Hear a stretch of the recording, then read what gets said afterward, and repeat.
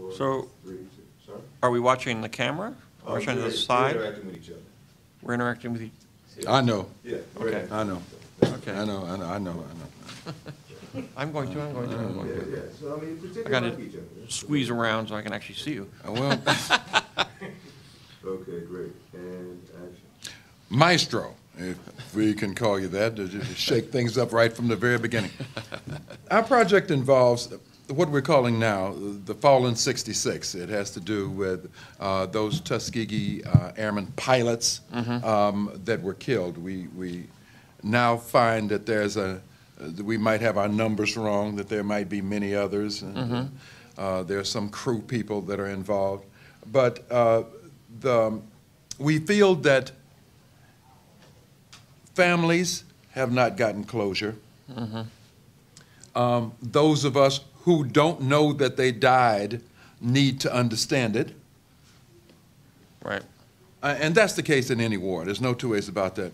But through your efforts and the efforts of a lot of other people, the Tuskegee Airmen in the last 20 years have become more known. I had a conversation with some of the older airmen and asked that specific question, and they are proud of the fact that in this last couple of decades, it's been more pronounced.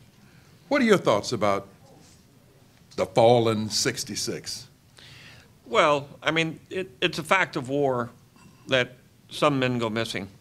And that's worse, actually, than getting the telegram that says, you know, your son or daughter or father have, you know, fallen in service of the country.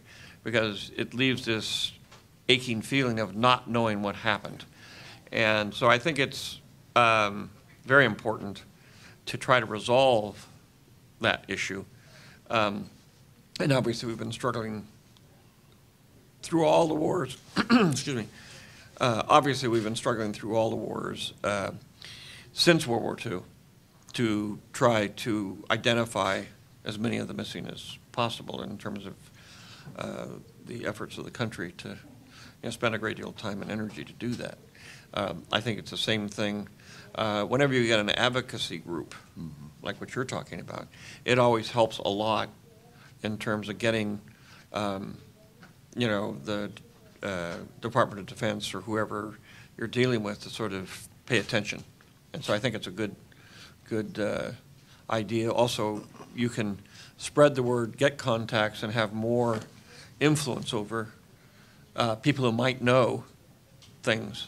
Well, isn't it interesting, though, how media, television, film, can aid in starting movements? I'm thinking back some 30 years ago to Roots and the big movement, a huge movement that started in people. And it had nothing to do, in a lot of people's minds, with what Roots was about, other than the core thing, which was the ability some kind of way, or the need, desire to find out where in the world you came from. Right. And so some kind of way, through an effort that we assume is going to be enormous with the archivists and Dr. Ruth Jackson. I don't know if you've met her. And the stuff at the DOD, that we can begin to ask questions that make sense, make connections that make sense, and out of all of that, come up with some answers and feel better about the process. How do you feel about your part in media building that makes a lot of these things happen? Are you aware of that? Well, I am. I mean, one of the reasons I did the film was to give young people today a sense of their own history, which a history that, you know, when you really get down to it, they don't really have much available to them in the media. Right.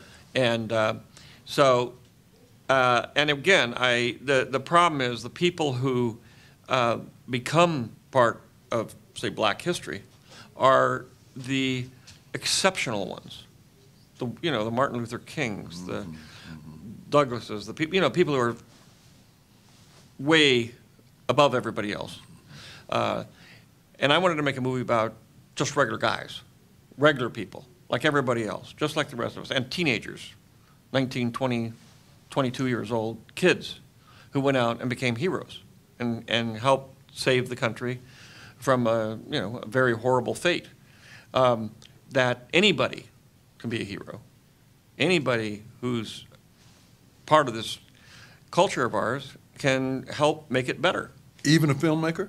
Even a filmmaker. Even a filmmaker. But it's part of it is to say, this is part of your history. This is part, these guys went out and did extraordinary things. And again, it's that story of ordinary people doing extraordinary things. That's what a real hero is.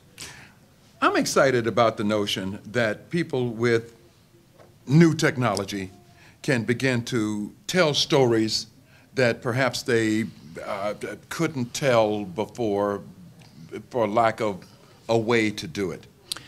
Yeah, well, again, the biggest problem with Red Tails ultimately was that it was 3 movies. Mm-hmm. And just to squeeze into 2 hours all the information, all the stories, everything, was impossible. And the one thing a filmmaker has to do is say, well, I can only tell 2 hours of this.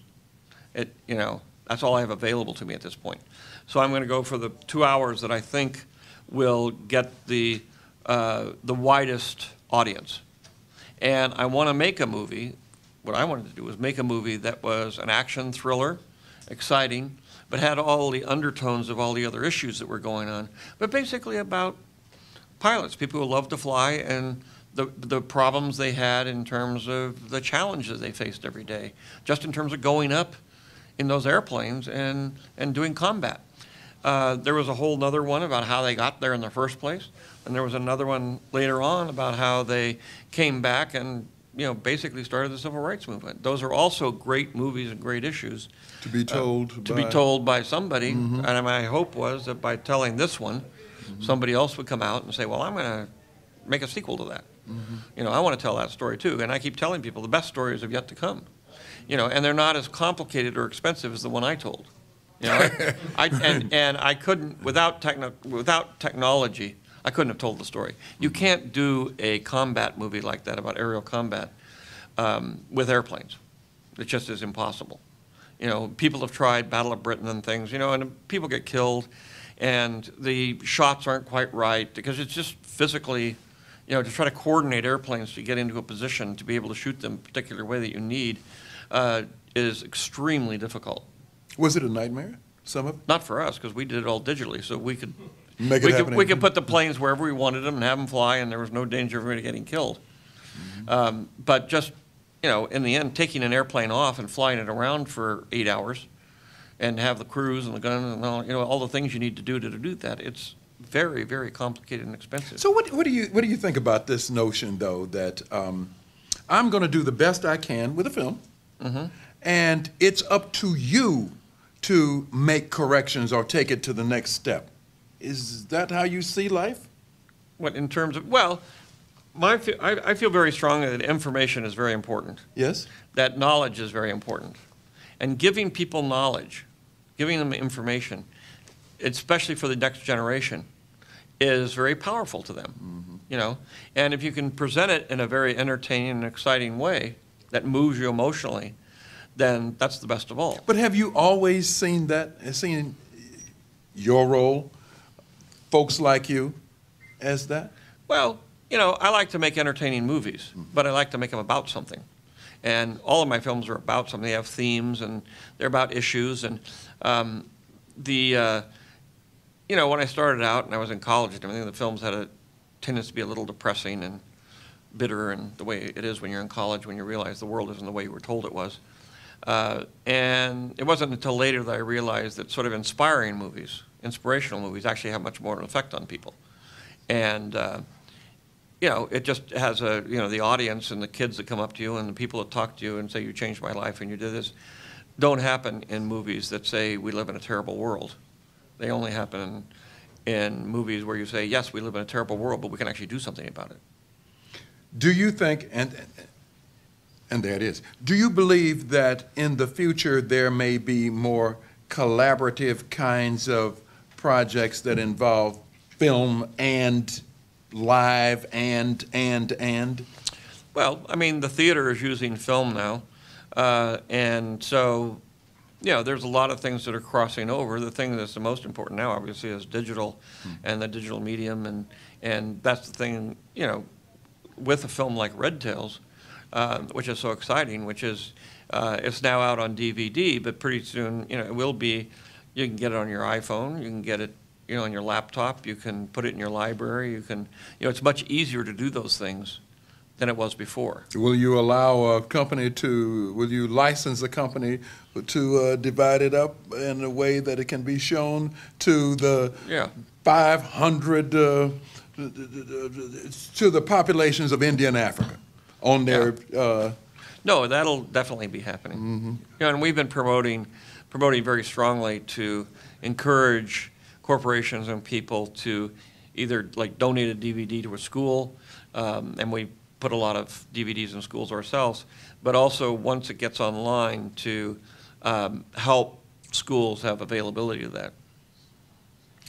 This is fascinating, and I believe that you may have turned a corner. Yes, my people are telling me to, you know how they do. Funny, they always do that.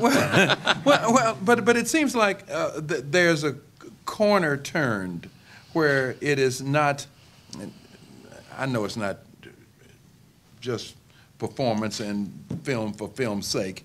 You know, I mean, I know there's always a deeper thing, but it seems like you may be going a different direction now. I don't know if you can... Well, it's in terms of what, having a message or... No, going back to whatever your mindset was prior to 4 years ago. Well, I mean, the Red Tails is the last of my movies that, you know, again, I've been working on for 20 years, so it's the last of a set of movies that I've been working on for a long, long time. And so I'm very proud that I finished it, because I finished everything I started. Good. And so in terms of, and it was successful, and you know, it's influenced a lot of people, and I think it will continue in the future. Yeah, but where are you going next? Well, now I'm basically retiring, so I'm going back to doing the kind of movies that I used to do when I was in film school. I'm sort of experimenting with the medium now and seeing what you can do in the medium in terms of telling stories and the way you go about it. It's kind of esoteric, and I doubt if anybody will ever see the movies, but it's an interesting, there may be some interesting insights that are gained. Okay, and are any of these going to be 5-10-minute kinds of things that can play on these handhelds? And I am not sure. I'm more of a long-form person, so I don't know whether I can switch over to something short. You know, I have a tendency to go for the movie, the 2-hour movie, but sometimes I'm tempted by going to television where you can have, you know, 5 or 8 hours or 10 hours or even longer. I'm more fascinated with that. I understand. George Lucas, thank you so much. Okay, thank you. Excellent. Just get a couple shots. I saw you guys earlier. I don't know, is this your wife? Huh? Is this your wife? I mean, I don't know. I saw you earlier. I don't know if you're married or something. I saw you guys walking. I didn't see you, I saw her. Oh. Everybody, yeah, that's what he wanted to say. It's true.